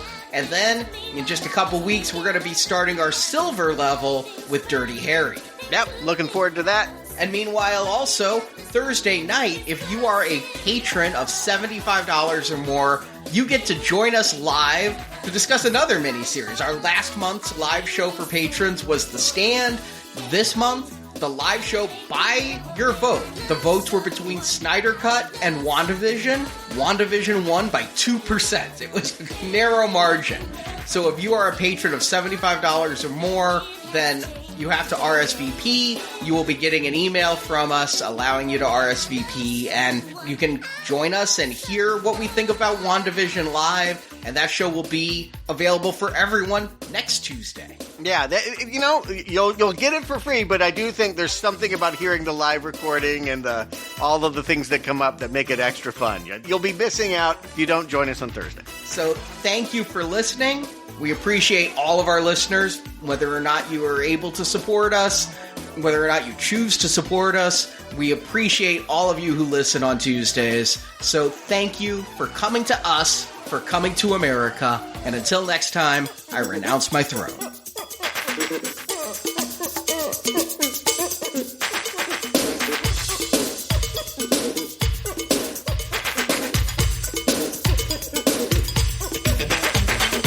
Thank you for listening to this Now Playing Podcast movie review. So, you see, my son, there is a very fine line between love and nausea. We hope you enjoyed the show. I will cherish this experience for the rest of my life. Help us spread the word about this show by leaving a 5-star review on Stitcher, Podbean, iTunes, or your podcast store of choice. I'd like to give a big round of applause to my band, Sexual Chocolate. And while you're in the clapping mood, give yourselves a round of applause. You're so lovely. Everyone's so lovely. Want more reviews like this one? In the archives section of NowPlayingPodcast.com, you'll find more than 1,000 in-depth movie reviews from our panel of hosts. See, that's the problem. I can't find a man that can satisfy me. Now, some guys go an hour, hour and a half. That's it. A man's got to put in overtime for me to get off. On our site, you can hear reviews for every installment in the world's biggest film franchises, including Star Wars, Batman, James Bond, Middle-earth, Jurassic Park, Fast and Furious, and the Marvel Cinematic Universe. You're supposed to be Prince of Wakanda. Wakanda is a fictional place. Not to everybody. And come back to NowPlayingPodcast.com next Tuesday for another all-new movie review podcast. I'll come take it out, most urgently. Support from listeners like you keeps Now Playing Podcast on the air. Now, ushers are passing through the aisles with donation baskets, so please, give all you can. You can donate directly by tapping the support button at NowPlayingPodcast.com. We're happy to get the kind of money that jingles, but we'd rather get the kind that folds. And you can join our Podbean crowdfunding campaign for early access to new episodes, exclusive reviews, and bonus reviews. Kindly send $300,000 American dollars immediately, as we are in dire straits. Should I make it 400,000? You think that'd be enough? You are right. 500,000. As long as you're asking, why don't we go for a cool $1 million? You do not think that would be too much? Need more Now Playing? Subscribe to our In Focus weekly newsletter for exclusive digital download giveaways, celebrity interviews, behind-the-scenes insights, and more. Sign up through the subscribe page on our website and get it delivered to your inbox every Friday. I feel like breakdancing. You can also compare notes with us on Letterboxd. Go to letterboxd.com/nowplaying to see what our hosts are watching when they're not recording podcasts. And follow Now Playing on Facebook, Twitter, Instagram, and our YouTube channel.